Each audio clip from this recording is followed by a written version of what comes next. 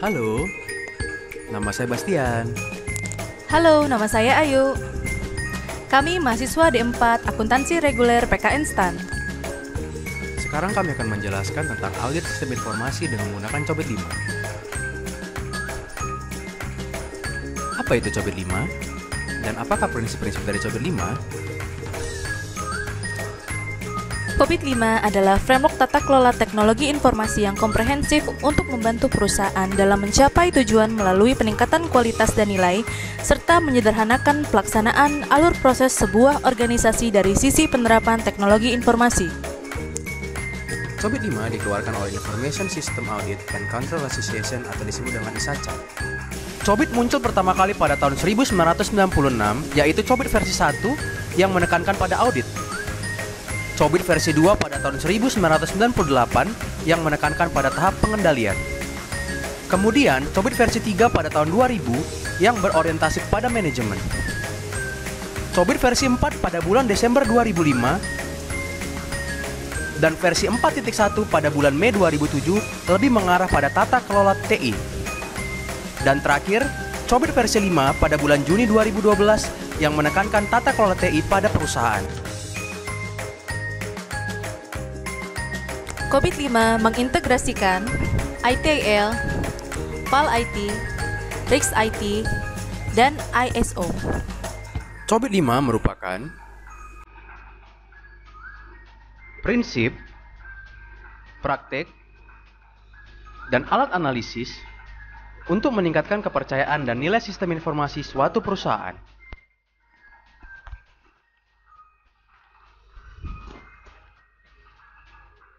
Seperti yang kita ketahui, perusahaan memiliki berbagai macam sumber daya yang meliputi sumber daya fisik, sumber daya manusia, sumber daya uang.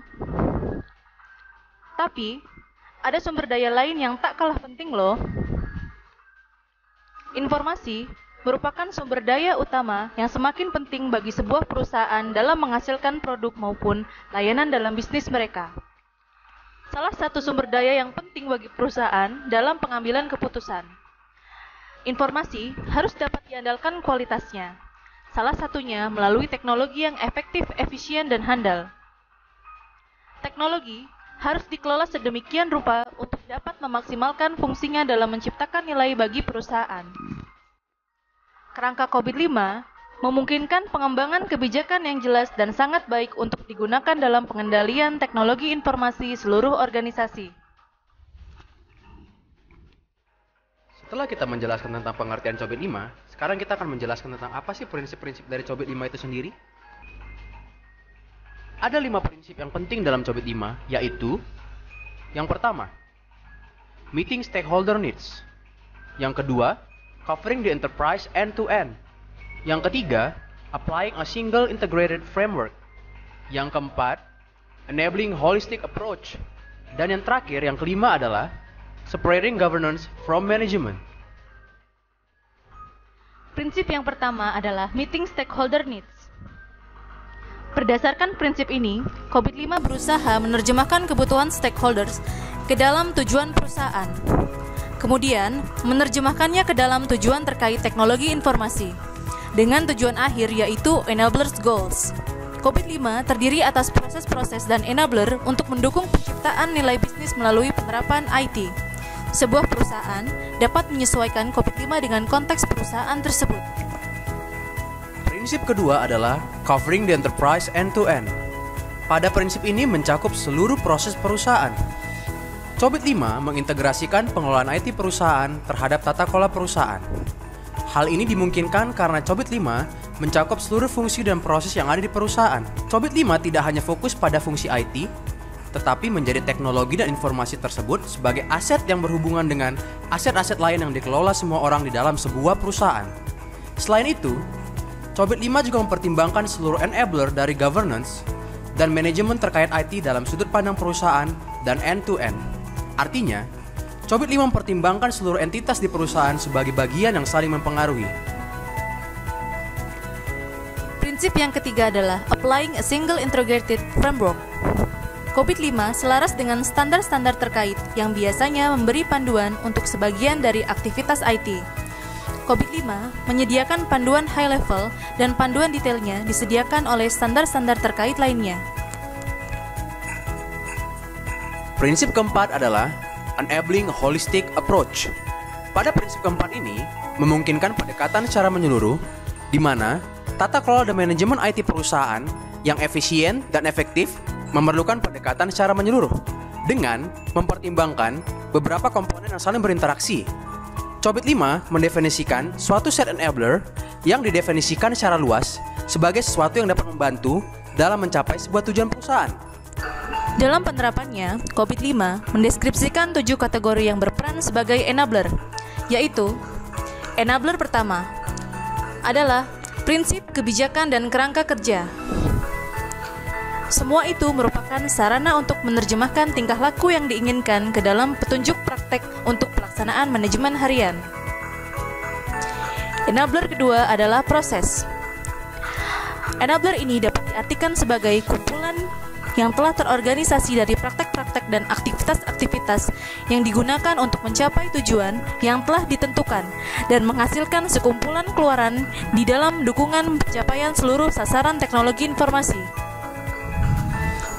Enabler ketiga adalah struktur organisasi, di mana di dalamnya termasuk entitas pembuatan keputusan kunci di dalam perusahaan.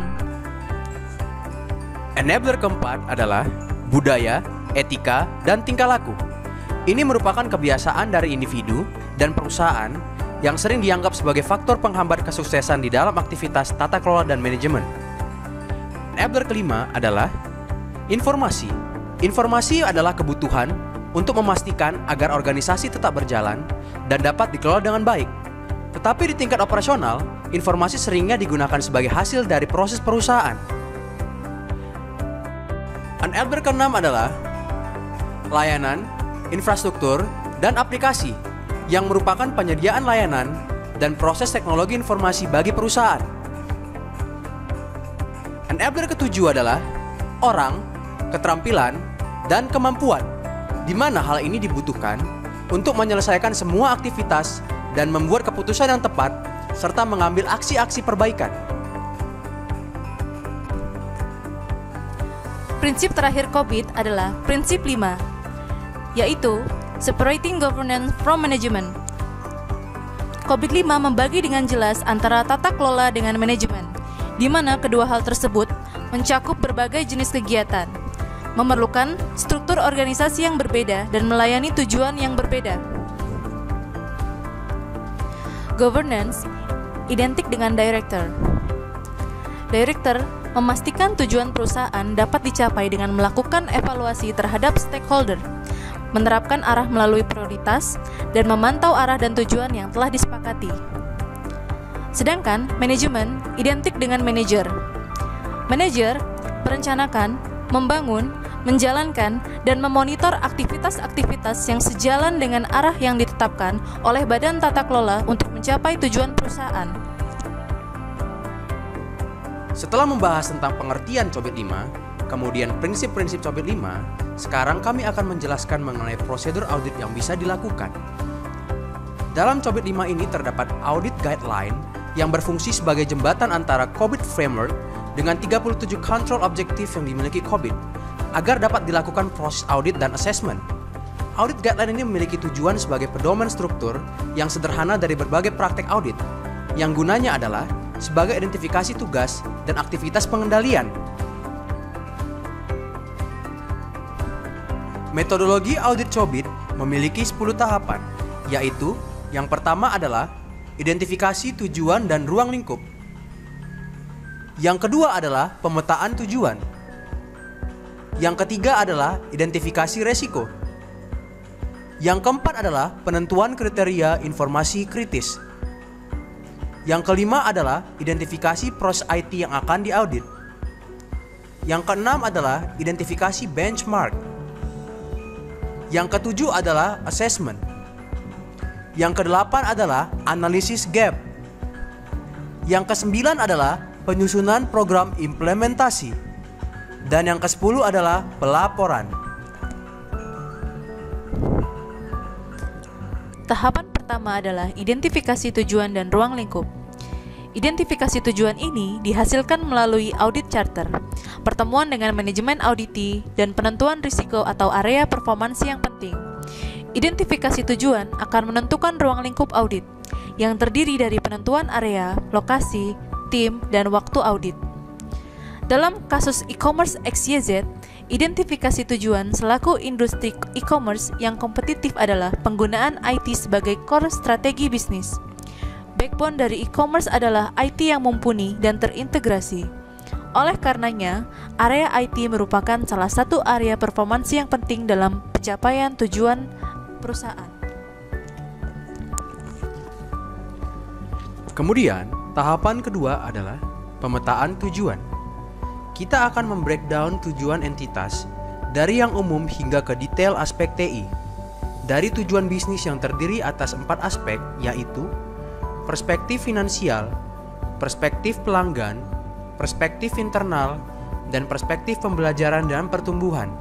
Kita breakdown ke tujuan bisnis COVID, lalu breakdown ke tujuan IT pada COVID, kemudian kita breakdown lagi hingga ke 37 proses IT. Proses IT adalah core dari audit COVID, dibagi menjadi 4 area PO, AL, DS, dan monitoring. Misalnya, untuk memetakan tujuan khusus untuk area delivery support.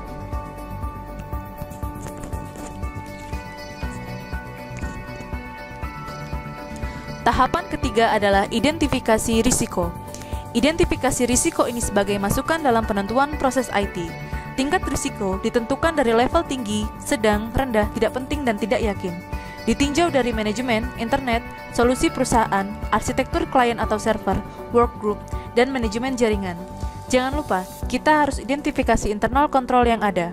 Apakah terdokumentasi, tidak terdokumentasi, atau tidak yakin.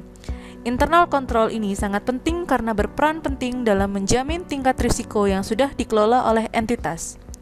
Identifikasi risiko dari industri e-commerce mulai dari infrastruktur, arsitektur klien atau server, dan manajemen jaringan.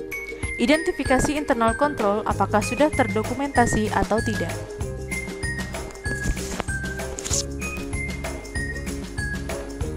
Tahapan keempat adalah penentuan kriteria informasi kritis. Berdasarkan hasil identifikasi risiko, maka dapat ditentukan nilai kriteria informasi yang kritis bagi perusahaan. Informasi mencakup efektivitas, efisiensi, konfidensialitas, integritas, ketersediaan pemenuhan, reliabilitas. Setelah identifikasi risiko dilakukan, maka penentuan kriteria informasi kritis perusahaan, apakah teknologi informasi yang dilakukan telah efisien, efektif, dan reliable. Tahapan selanjutnya adalah identifikasi proses IT yang akan diaudit. Langkah ini tergantung tujuan IT yang kita pilih. Proses IT akan menyesuaikan tujuan IT. Misalnya, dalam kasus e-commerce, kita memilih tujuan IT nomor 3, menjamin tingkat kepuasan end user. Maka proses yang menjamin kepuasan end user lah yang akan dipilih. Kemudian, tahapan ke-6 adalah identifikasi benchmark sebagai acuan dalam menentukan target yang terkait dengan indikator performa dan maturity level, bersumber dari best practice dan standar dalam industri. Dalam kasus e-commerce, setelah kita cari standar maturity level rata-rata industri yang sama, lalu kita bandingkan dengan hitung maturity level entitas yang diaudit. Setelah itu, hitung indikator performa dengan metrik hasil penilaian IT goals, lalu proses goals, kemudian kita proses activity goals.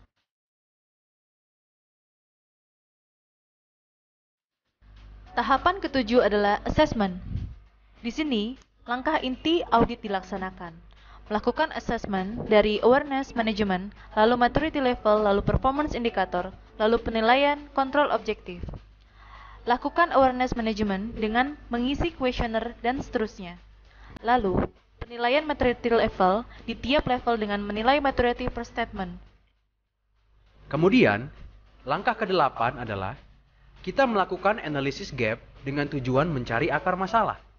Perbandingan maturity level kondisi perusahaan saat ini dengan rata-rata industri dan perbandingan maturity level kondisi perusahaan saat ini dengan target perusahaan ke depan. Kemudian, lakukan analisis gap yang ada pada entitas e-commerce yang kita audit untuk menentukan isu penting dengan tujuan untuk mencari akar masalah. Apabila diketemukan bahwa hasil maturitas perusahaan masih di bawah rata-rata industri, menandakan masih adanya kekurangan proses IT yang terjadi. Tahapan ke-9 adalah penyusunan program implementasi. Langkah ini dimulai dari penentuan target implementasi, lalu penyusunan solusi permasalahan, lalu penyusunan program implementasi. Lakukan penyusunan program implementasi di perusahaan e-commerce yang kita audit untuk proses improvement dari solusi permasalahan dan target implementasi. Tahapan yang terakhir adalah pelaporan. Bagaimana indikator performa terpenuhi dan uraian permasalahan, akibat, sebab, rekomendasi, komentar manajemen, feedback manajemen, dan implementasi time frame. Laporan disusul dimulai dari penentuan target implementasi, lalu penyusunan solusi permasalahan, kemudian penyusunan program implementasi. Sekian penjelasan kami tentang COBIT 5. Untuk penjelasan yang lebih menyeluruh dan lebih aplikatif, dapat teman-teman lihat pada video kami selanjutnya. Jangan lupa subscribe video kami ya teman-teman. Terima kasih.